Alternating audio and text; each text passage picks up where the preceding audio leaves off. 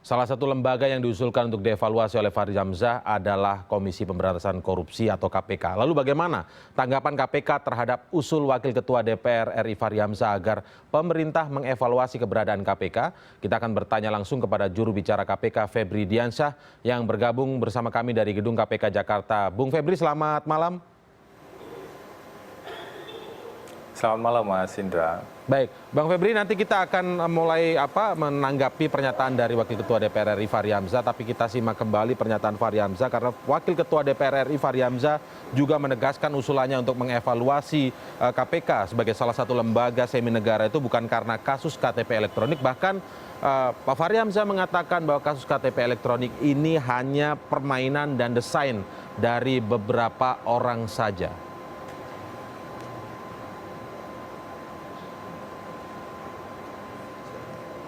Percaya saya, ini omongan saya nih, omong kosong itu adalah permainannya Nazarudin sama Novel sama Agus Raharjo.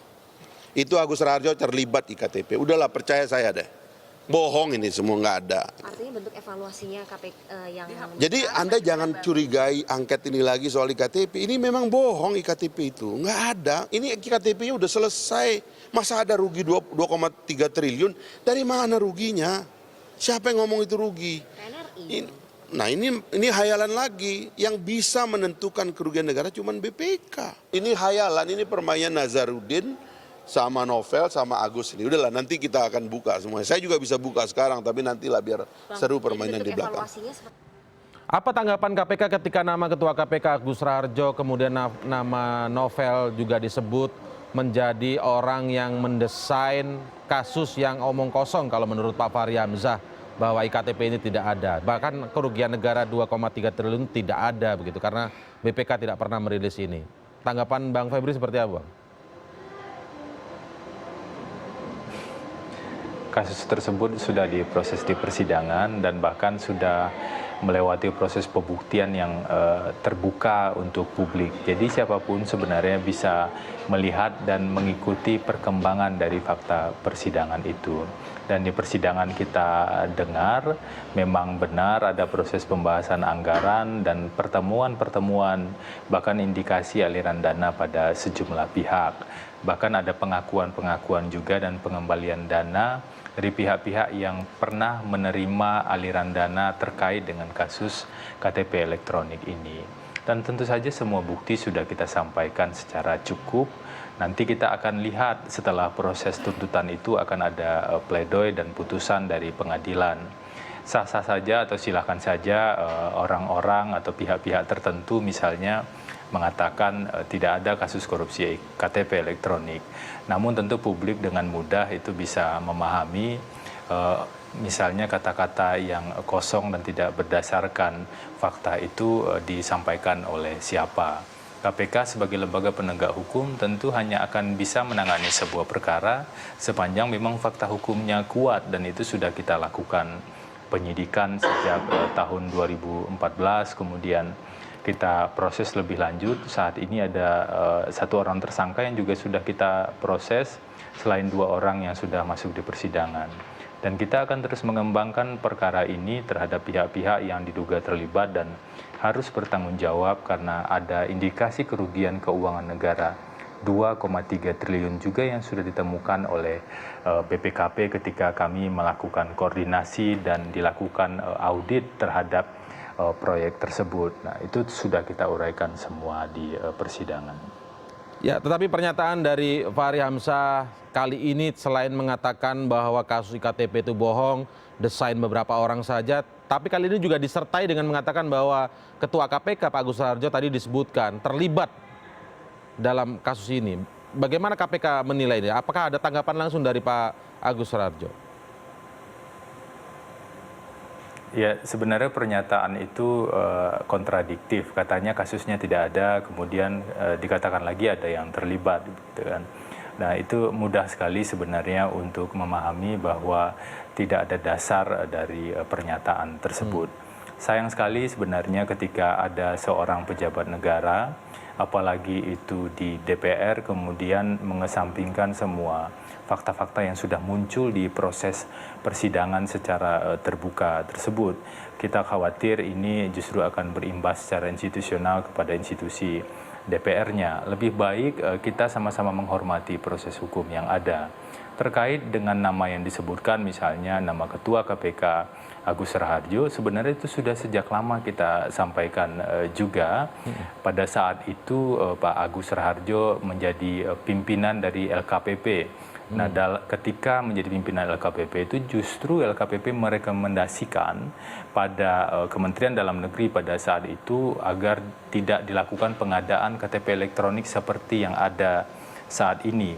Sehingga dikatakan kalau pengadaannya masih dilakukan dengan cara yang seperti itu, maka akan ada indikasi kerugian keuangan negara. Namun rekomendasi itu tidak ditindaklanjuti. Dan di persidangan fakta-fakta tersebut juga sudah diungkap dan dibuka. Jadi lebih baik kita simak fakta persidangan yang ada agar statement-statement atau pernyataan-pernyataan kemudian tidak kemudian didasari oleh asumsi semata. Baik, bagaimana dengan soal kerugian keuangan negara? Tadi koresponden kami juga mempertanyakan tentang adanya kerugian keuangan negara sampai 2,3 triliun. Dijawab oleh Pak Fahri tadi sebagai Wakil Ketua DPR RI mengatakan itu hayalan dari mana? Karena BPK tidak pernah mengeluarkan kondisi yang menyebutkan adanya kerugian keuangan negara sampai 2,3 triliun. Ya, tentu kerugian keuangan negara itu dihitung berdasarkan fakta-fakta hukum yang ada. Misalnya ketika ada indikasi markup dari produk-produk tertentu, seharusnya harganya adalah misalnya 100.000 tapi kemudian di markup menjadi 1 juta atau nilai-nilai yang lain, maka selisihnya adalah kerugian keuangan negara. Hal itu dihitung dengan sangat presisi dan tepat, menggunakan mekanisme audit dan juga bukti-bukti hukum yang kuat oleh BPKP. Jadi kami KPK berkoordinasi dan bekerja sama dengan BPKP untuk melakukan perhitungan kerugian keuangan negara. Dan hasil perhitungan atau audit tersebut kemudian kami jadikan sebagai salah satu bukti di persidangan di Pengadilan Tindak Pidana Korupsi. Jadi sebenarnya semuanya justru semakin jelas ketika ada pihak-pihak tertentu yang sepertinya ingin selalu mengatakan tidak ada kasus korupsi di KTP elektronik, padahal ternyata sebaliknya di fakta persidangan muncul bukti-bukti yang menurut pandangan kami terpenuhi dan ada indikasi korupsi yang sangat kuat di sana. Jadi mari kita bersama-sama lebih melihat fakta persidangan yang ada, kita ungkap bersama-sama para pelaku kasus korupsi KTP elektronik ini, ketimbang kemudian mengatakan kasus ini tidak ada, sehingga itu akan terkesan melindungi pihak-pihak tertentu. Kita berharap bukan hal itu yang terjadi. Ya, jadi intinya bukan omongan orang pinggir jalan tentang kerugian keuangan negara 2,3 triliun itu ya Bang Febri ya. Karena tadi Pak Fahri sempat menyebutkan mana yang harus dipercaya, BPK sebagai lembaga resmi yang menjalankan undang-undang ataukah omongan pinggir jalan yang menyatakan ada kerugian 2,3 triliun begitu Bang Febri ya. Saya kira kalau itu direspon dengan pernyataan saja, maka itu akan jadi jawab-menjawab yang tidak berguna. KPK sebagai lembaga penegak hukum sudah membuktikan dan mengajukan bukti-buktinya di persidangan. Kita lihat nanti kalau ada bukti-bukti lain misalnya dari tersangka yang sekarang sedang kita proses, atau pihak-pihak lain yang mengklaim misalnya memiliki bukti sebaliknya dari kasus KTP elektronik ini. Indikasi kerugian keuangan negara 2,3 triliun itu sudah dihitung dengan sangat tepat dan presisi, dan kami ajukan itu sebagai bukti di persidangan di Pengadilan Tindak Pidana Korupsi, dan itulah yang sudah menjadi fakta dan bisa disimak bersama-sama. Banyak pihak datang ke KPK untuk mendukung KPK melakukan penuntasan kasus KTP elektronik ini, dan kita akan terus menangani hal tersebut. Kita akan proses kalau ada pihak-pihak lain, apakah pihak yang diduga menikmati aliran dana, ada cukup banyak pihak yang sudah kita sampaikan di dakwaan, ataupun pihak-pihak yang diduga bersama-sama melakukan korupsi. Karena kita tahu ada indikasi persekongkolan banyak pihak baik dari unsur dari sektor politik, unsur birokrasi atau sektor swasta dalam kasus indikasi korupsi KTP elektronik ini. Baik.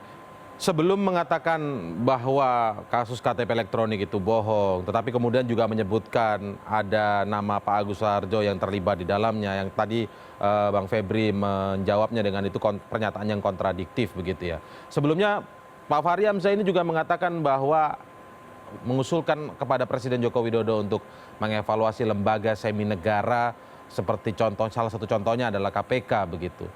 Lembaga-lembaga seperti ini kemudian justru seperti mengabaikan kehadiran atau adanya presiden dan tidak lagi melihat bagaimana mengevaluasi lembaga inti dalam hal ini mungkin seperti Polri dan juga Kejaksaan. Apa tanggapan KPK tentang wacana untuk mengevaluasi kembali yang mungkin saja berujung pada pembubaran terhadap KPK? Ya, kalau pernyataan kan di alam demokrasi semua orang silakan saja bicara. Apakah bicaranya benar atau asal-asalan itu dalam demokrasi mungkin dipandang itu kebebasan berbicara. Tapi bagi kami di KPK sederhana saja, memang banyak pihak yang mungkin merasa terganggu ketika KPK melakukan penanganan kasus korupsi. Terutama ketika kasus-kasus korupsi besar kita tangani, sebutlah KTP elektronik ini, kemungkinan ada pihak-pihak lain yang terganggu, terusik atau merasa terancam itu mungkin saja ada. Namun bagi KPK dan kami juga cukup yakin Presiden Jokowi juga sudah menyampaikan secara tegas komitmen untuk mendukung upaya pemberantasan korupsi. Apalagi secara ketatanegaraan, kalau kita memahami bagaimana konstruksi lembaga-lembaga negara atau hukum tata negara tentang lembaga-lembaga negara, itu sebenarnya ini praktek yang wajar dan memang berlaku di dunia internasional tentang lembaga-lembaga independen. Justru konteks ini yang mungkin tidak dipahami dengan cukup baik. Sayangnya itu disampaikan oleh salah satu unsur pimpinan dari lembaga yang kita hormati. Ya, Bang Febri, kalau kita lihat agenda juga begitu dari pansus angket KPK di DPR RI, mereka sekarang sudah mulai mengagendakan tadi bertemu dengan pimpinan BPK dan mempertanyakan tentang bagaimana laporan pertanggungjawaban penggunaan keuangan negara atau anggaran untuk KPK tahun 2015-2016. Ini sepertinya memang akan sangat dievaluasi betul keberadaan KPK terutama terkait dengan penggunaan anggaran ini. Apa tanggapan KPK? Ya, silahkan saja karena BPK memang memiliki kewenangan untuk melakukan audit terhadap penggunaan keuangan negara. BPK juga melakukan audit terhadap lembaga lain, terhadap KPK dilakukan audit oleh BPK, terhadap DPR juga dilakukan audit oleh BPK, terhadap institusi lain pun demikian. Jadi itu kita tempatkan dan kita pandang saja sebagai kewenangan BPK secara konstitusional dalam konteks juga checks and balances. Ketika misalnya ada temuan dari Badan Pemeriksa Keuangan terhadap pengelolaan keuangan di KPK, maka tentu akan kita tindak lanjuti. Ketika ada rekomendasi, maka kita akan tindak lanjuti dan lakukan perbaikan. Ada juga perbedaan-perbedaan pendapat yang saya kira itu wajar dalam proses audit yang berjalan. Misalnya salah satu temuan yang dipandang temuan oleh BPK di tahun 2015 adalah terkait dengan bantuan biaya hukum pendampingan terhadap saat itu ada 2 orang pimpinan KPK yang menjadi tersangka, yaitu Bambang Wijoyanto dan Abraham Samad, kemudian pendampingan hukum terhadap Novel Baswedan, penyidik KPK yang juga saat bertugas kemudian terkena proses hukum. Menurut BPK itu seharusnya tidak ditanggungkan terhadap anggaran KPK. Nilainya sekitar 100 jutaan rupiah totalnya selama itu. Namun menurut KPK, karena proses hukum itu terjadi memang pada saat mereka bertugas di KPK dan tidak bisa dipisahkan dari tugas yang dilaksanakan itu selama proses hukum itu, tentu itu bisa dialokasikan. Itu adalah contoh-contoh temuan yang kemudian kita diskusikan dan kita tindak lanjuti lebih jauh. Kalau ada kekurangan-kekurangan administrasi misalnya, maka itu akan kita lengkapi dan itu menjadi dasar buat perbaikan bagi KPK. Oke, baik. Salah satu agenda pansus angket juga ini sepertinya memang benar-benar sangat menyoroti kinerja KPK selama ini. Salah satu agenda yang akan dilakukan oleh pansus angket adalah mencari informasi tentang penanganan perkara kepada para napi-napi koruptor yang dulu pernah ditangani oleh KPK tentu saja. Apakah hal ini cukup meresahkan bagi KPK ataukah ini menjadi hal yang justru akan sia-sia karena status dari para koruptor ini sudah narapidana begitu, artinya sudah melalui proses pengadilan. Bang Febri. Ya silakan saja, tentu bukan kapasitas kami di KPK juga untuk mengomentari apa yang dilakukan oleh Pansus. Kalau kemudian yang didatangi misalnya adalah para napi kasus korupsi atau seseorang yang sebenarnya sudah dinyatakan pengadilan terbukti bersalah melakukan korupsi, kemudian keterangan para napi korupsi tersebut dipandang akan menguatkan pansus angket untuk mengevaluasi misalnya beberapa hal dari KPK, ya silahkan saja. Kami tentu saja yakin proses yang sudah kita lakukan selama ini ketika penanganan perkara itu sudah prudent sesuai dengan hukum acara yang berlaku, dan bahkan pengadilan pun menegaskan bahwa yang bersangkutan memang divonis bersalah. Jadi siapa lagi yang akan kita hormati di dalam konteks lembaga negara yang sudah menjatuhkan vonis bersalah gitu kan. Silakan saja, ya KPK tentu akan tetap bekerja. Segala upaya misalnya untuk melakukan evaluasi terhadap kerja-kerja KPK akan kita terima dengan senang hati. Kalau ada proses pengawasan kita terima juga dengan senang hati, karena memang tidak boleh anti dengan pengawasan. Sepanjang memang kewenangan-kewenangan tersebut memang dilaksanakan sesuai aturan hukum yang berlaku dan memang ditujukan untuk penguatan pemberantasan korupsi. Kecuali sudah ada kepentingan pihak-pihak tertentu misalnya yang langsung atau tidak langsung ingin membubarkan Komisi Pemberantasan Korupsi, tentu itu akan dilihat dari sisi yang lain juga oleh publik. Silahkan masyarakat menilai itu.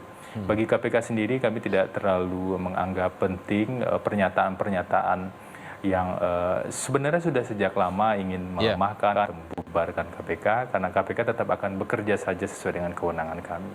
Kasus-kasus tetap akan kita tangani, kasus KTP elektronik juga sedang dan akan terus kita tangani. Pelaku lain juga akan terus kita ungkap dalam kasus ini.